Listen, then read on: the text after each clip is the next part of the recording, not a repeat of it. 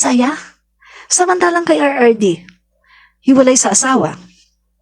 Meron siyang asawa ngayon, no, na tinatawag na common law wife. Kasi ang wife niya talaga, yung nanay ni yung legal wife niya, nanay ni Sarah. Pagkatapos, meron siya ngayong common law wife na tinatawag, no? Yung nanay ni Veronica. Mga kaibigan.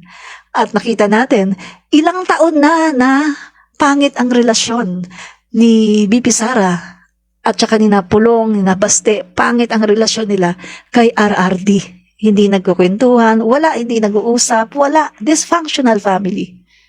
So, bumabalik ngayon sa kanya yung sinasabi niya. Kasi, nagmamanifest na yung pamilya niya, yun yung merong addict sa family. Kasi, broken family. Diba? Mga kaibigan, saglit ha. Bubuksan ko lang yung pinto.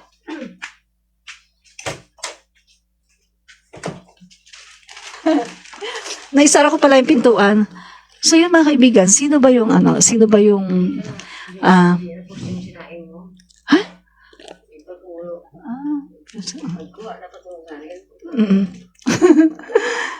So, sino ba ngayon yung dysfunctional na family?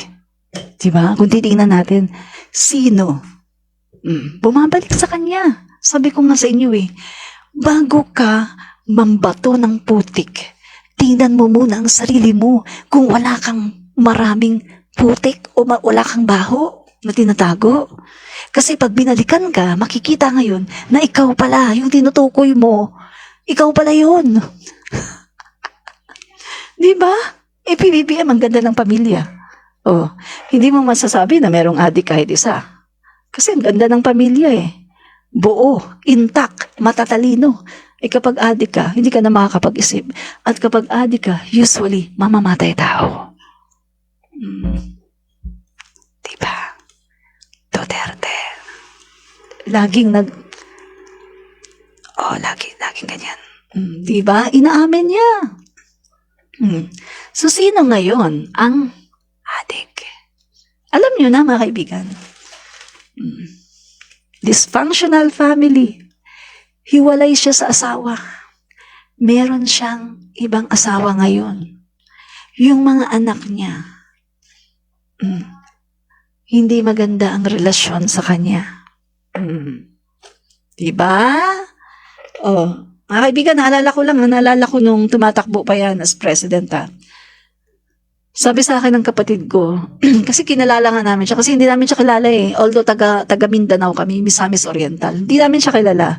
Kasi nga nag-migrate kami ng Manila, no? So hindi namin siya kilala si RRD. Wala kaming kilala na Duterte. So, di kinalala namin siya kasi sabi, mayor daw yan ng Davao. Ay, maganda raw yung ginawa niyan sa Davao, sabi yung mga balibalita ng sa Maganda raw yung ginawa niya sa Davao. Talaga? Sige, kilalanin natin to. Nalaman namin, iwalay sa asawa. May ibang asawa ngayon. Ano sabi ng kapatid ko? Ay, pangit yan. Ay, pamilya nga niya, hindi niya maayos Paano pa kaya yung buong bansa? Kung yung pamilya niya, hindi niya kayang ayusin. Kung yung pamilya niya, dysfunctional. Kung yung pamilya niya, wasak. Paano pa niya mabubuo ang Pilipinas? At paano pa niya mapapaganda ang Pilipinas? Pamilya nga lang niya, hindi niya kaya. Hindi niya kayang dalhin, hindi niya kayang pagandahin. Makes sense. Mga kaibigan, tama, di ba? Pag pipili ka ng leader, dapat pala talaga, tinitingnan mo kung ano siya sa family niya. Kung paano siya sa family niya. Kung maganda ba niyang nadadala ang kanyang pamilya. Makes sense. Kaya mga kaibigan, PBBM, isa lang asawa. Ang mga anak, kita niyo naman, napalaki ng maayos. Magagalang, matitino, matatalino. Magaganda ang trabaho. Hindi katulad ng mga dilawan, di ba? Mga dilawan. Yung anak ni Cory Aquino. Ano ba yung mga anak ni Cory Aquino? O, di ba? Yung isa niyang anak, alam niyo naman, yung namatay, alam niyo na. Tapos yung isa, yung nasa Amerika, daming asawa, etc., etc.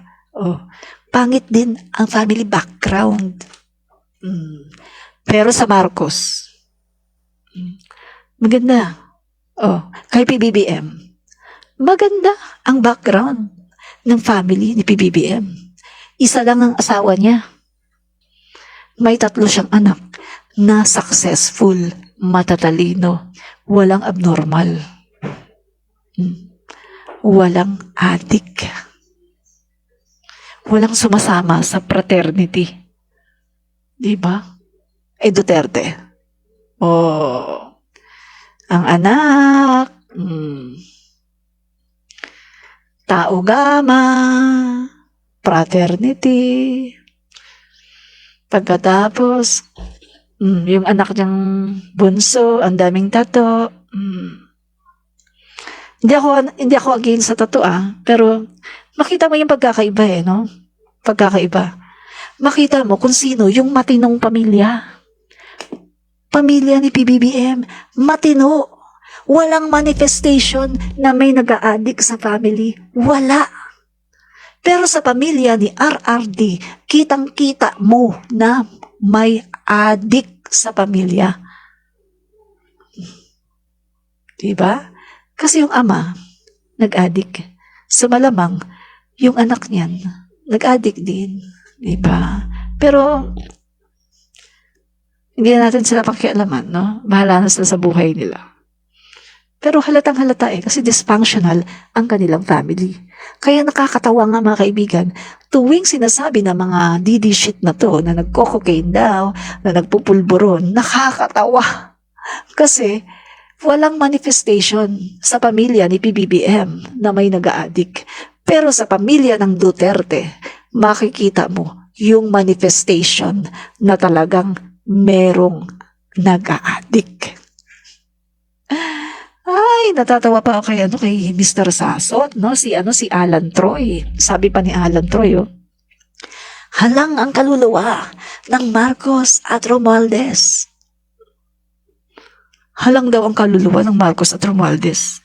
Sino ba yung harap-harapan o nagko-confess na ginaganon niya yung mga tao? Sino ba yung nagko-confess na marami siyang pinatay? Sino ngayon ang halangang kaluluwa? Ay, mga kaibigan, lahat talaga ng sinasabi nila about PBBM tungkol sa paninira, wala, bumabalik sa kanila, mga kaibigan. Nakakatawa.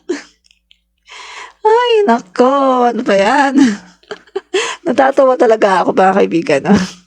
Maria Cleofe Bongay Choi, Ashley Atahar, sorry ka, mas maganda siya sa'yo. Ay, maraming salamat Maria Cleofe Bongay Choi. Maraming pong salamat. Yan. Kasi sabi po kasi ni Ashley Atahar, pangit daw ako.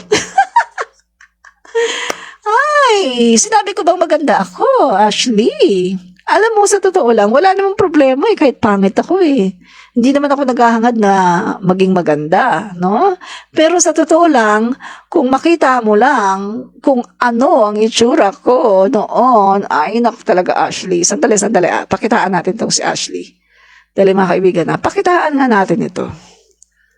Hindi ko lang nilalabas yung aking mga picture noon, no? Pakitaan natin to si Ashley, Stagleta. Okay, para makita mo Ashley, no? So, sandali. Tatanggalin ko kaagad kasi ayoko kasi ng mga ayoko ng mga sexy. Ashley. Ako yan. Yan.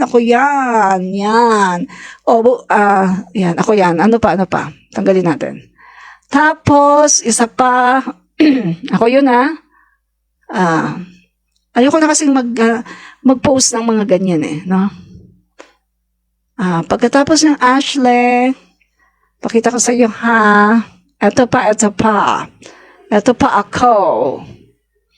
Yan Ashley, yan pa ako. Stay pretty and sweet and let the bitter hates. Yan yung mga panahon na ako'y nagtuturo pa preschool teacher. Yan.